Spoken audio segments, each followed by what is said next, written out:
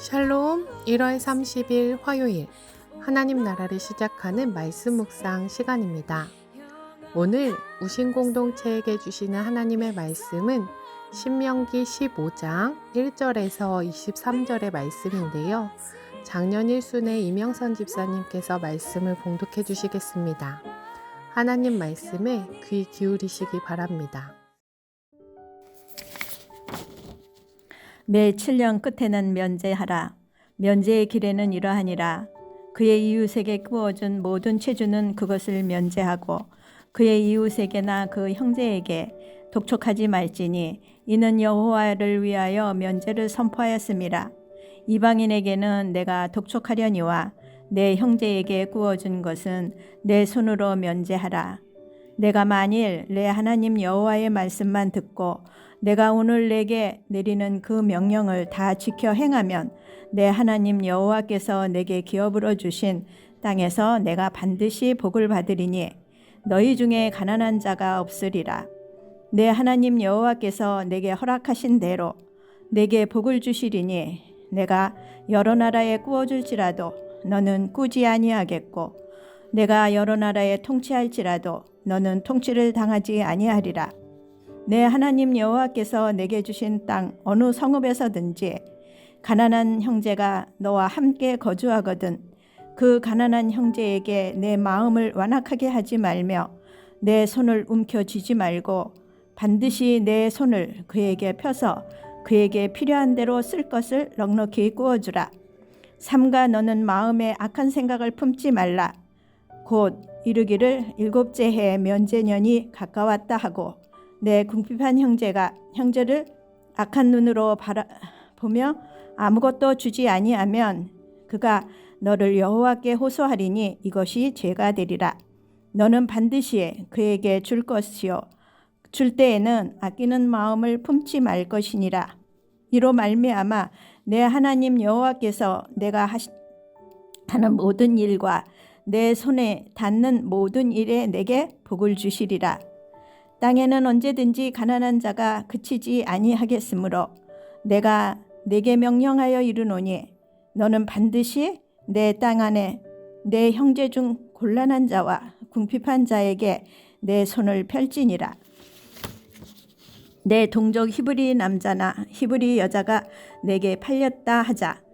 만일 6해 동안 너를 섬겼거든 7째 해에 너는 그를 놓아 자유롭게 할 것이요 그를 놓아 자유롭게 할 때에 빈손으로 가게 하지 말고 내 양무리 중에서와 타작마당에서와 포도주 틀에서 그에게 후히 줄지니 곧 내 하나님 여호와께서 내게 복을 주신 대로 그에게 줄지니라.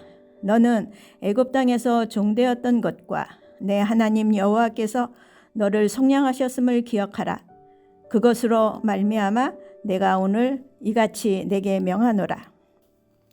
종이 만일 너와 내 집을 사랑함으로 너와 동거하기를 좋게 여겨 내게 향하여 내가 주인을 떠나지 아니하겠노라 하거든 송곳을 가져다가 그의 귀를 문에 대고 뚫으라. 그리하면 그가 영구히 내 종이 되리라. 내 여종에게는 그같이 할지니라.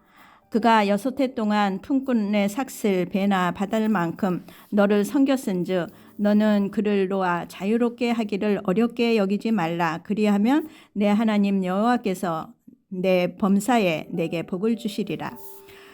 내 소와 양의 처음 난 수컷을 구별하여 내 하나님 여호와께 드릴 것이니 내 소의 첫 새끼를 부리지 말고 내 양의 첫 새끼의 털은 깎지 말고 너와 내 가족은 매년 여호와께서 택하신 곳 내 하나님 여호와 앞에서 먹을 그러나 그 짐승이 흠이 있어서 절거나 눈이 멀었거나 무슨 흠이 있으며 내 하나님 여호와께 잡아 드리지 못할지니 내 성중에서 먹되 부정한 자나 정한 자가 다 같이 먹기를 노루와 사슴을 먹음같이 할 것이요 오직 피는 먹지 말고 물같이 땅에 쏟을지니라.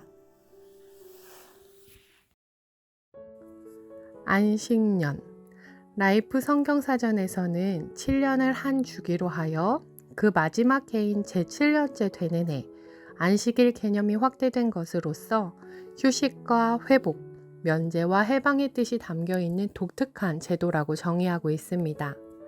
안식년에는 땅을 쉬게 하고 씨 뿌리는 일이나 열매를 거두는 일, 심지어 저절로 생겨난 곡물조차도 거두는 일을 금지하고 철저히 토지의 휴식을 취해야 했습니다.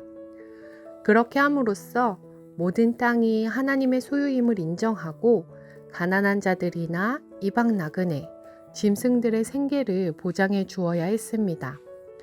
또한 안식년에는 빚을 면제해 주어야 했는데요. 7년째 되는 해에는 채무자에게 빚을 독촉할 수 없었고 그 다음 해에 빚을 받거나 아예 모든 부채를 면제해 주어야 했습니다. 오늘 본문도 이 안식년을 다루고 있는데요. 1절은 이렇게 시작됩니다.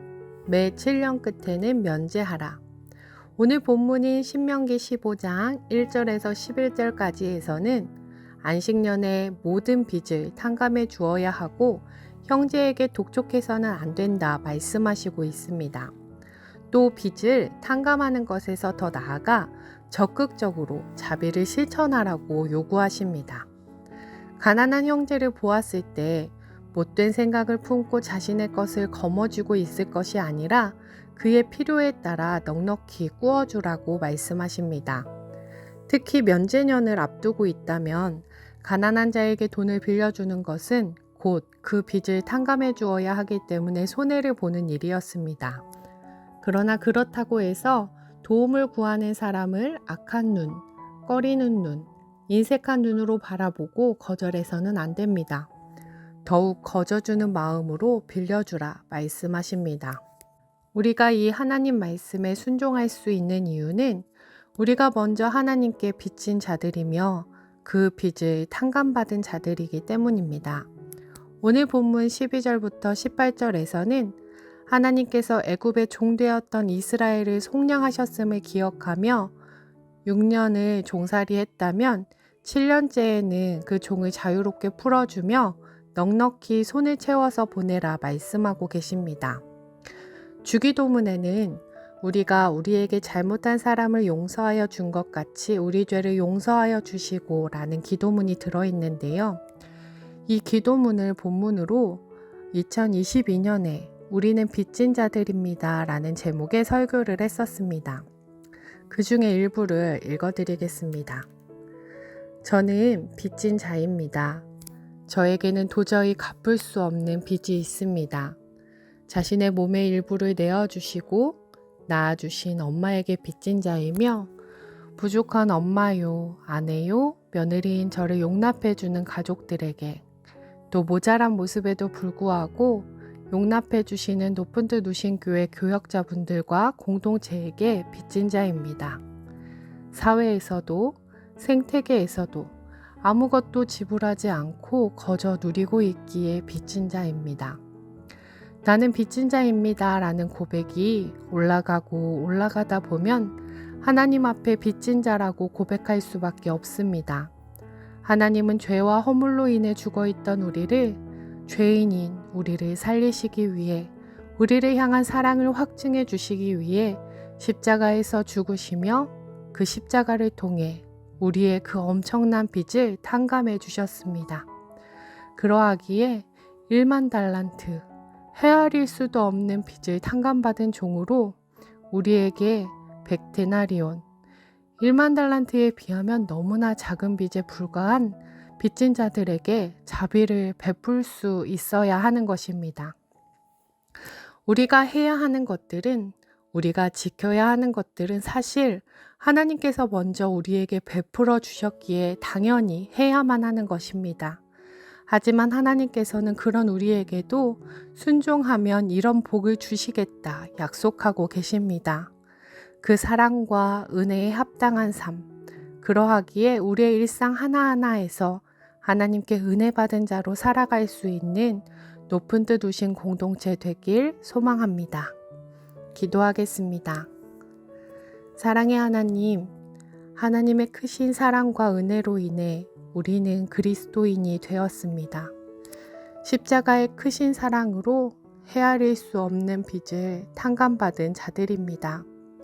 그러하기에 우리의 일상 속에서 하나님께 은혜 받은 자로, 헤아릴 수 없는 빚을 탕감받은 자로 살아갈 수 있게 하옵소서. 이 사실을 기억하며 교회에서뿐만 아니라 우리의 삶 한가운데에서 우리의 이웃들에게 선을 베풀며 하나님의 뜻대로 순종하는 자들 되게 하여 주옵소서. 감사드리며 예수님 이름으로 기도드립니다. 아멘. 말씀을 봉독해 주신 이명선 집사님께서 추천해 주신 찬송가는 부름받아 나선 이 몸입니다. 사연을 먼저 읽어드리겠습니다. 대대로 내려오는 불교 가정에서 태어나 엄마와 함께 절을 열심히 다니며 점도 쳤었습니다. 기독교에 대한 지식이 없으니 하나님만 믿어야 한다는데 신은 다 같은 신인데 왜 그러지? 하나님은 이기주의자라는 생각이 들었고 받아들이기 쉽지 않았습니다.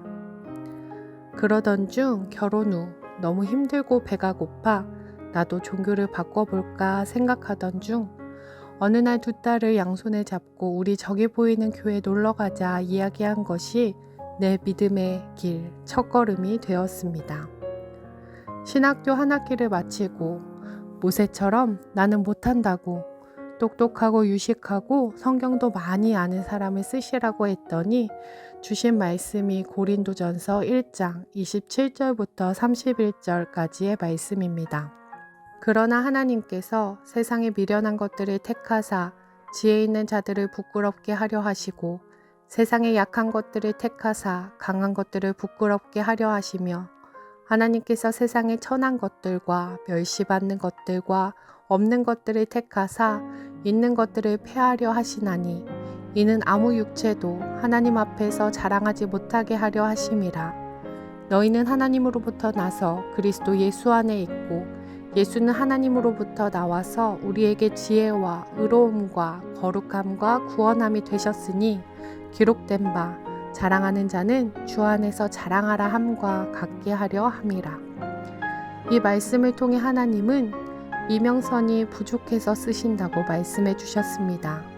그래서 순종하고 7년을 거쳐 졸업했습니다. 그 세월을 지나면서 내가 이 찬양을 그렇게도 불렀는지 알게 되었습니다. 가사 내용대로 지금까지 살아왔고 이 땅을 떠나는 날까지 주님 가라고 하시면 어디든 갈 준비를 하고 있습니다. 하나님만 바라보며 의지하며 기대합니다. 하나님은 나를 포기하지 않으시는 분이시며 부르심에 후회하지 않으신다는 것을 성경을 통해 깨닫게 되었습니다 하시면서 찬송가 323장 부름받아 나선 이 몸 찬송가를 신청해 주셨습니다. 신청해 주신 찬송가 함께 들으시며 우리에게 주신 사랑으로 인해 우리 일상 속에서 순종하겠노라 함께 묵상하시길 원합니다.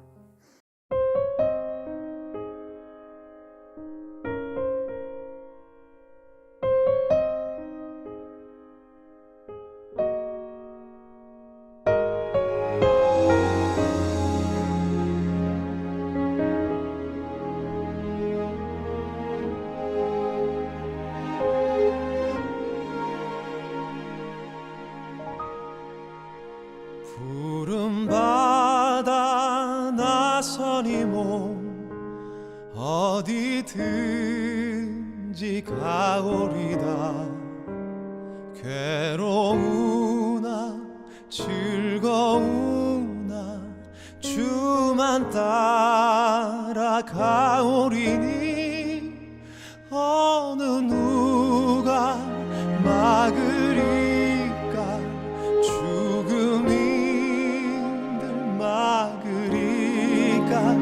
어느 누가 막으리까. 죽음인들 막으리까.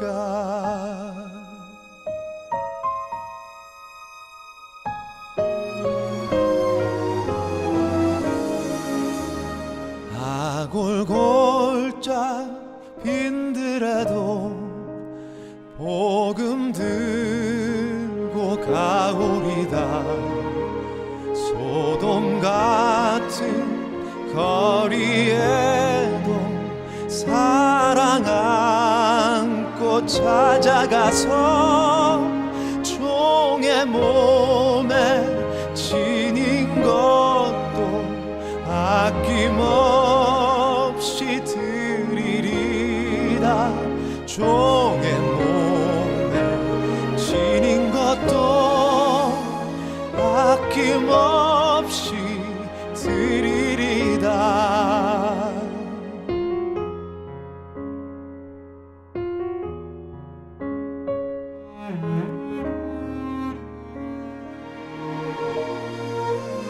존귀 영광 모든 권세 주님 홀로 받으소서. 괴로우나 즐거우나 주만 따라가오리다. 어느 누가 막으리까. 죽음인들 막으리까. 어느 누가 막으리까. 죽음인들 막으리까.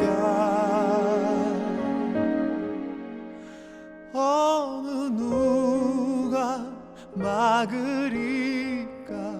죽음인들 막으리까. 어느 누가 막으리까. 죽음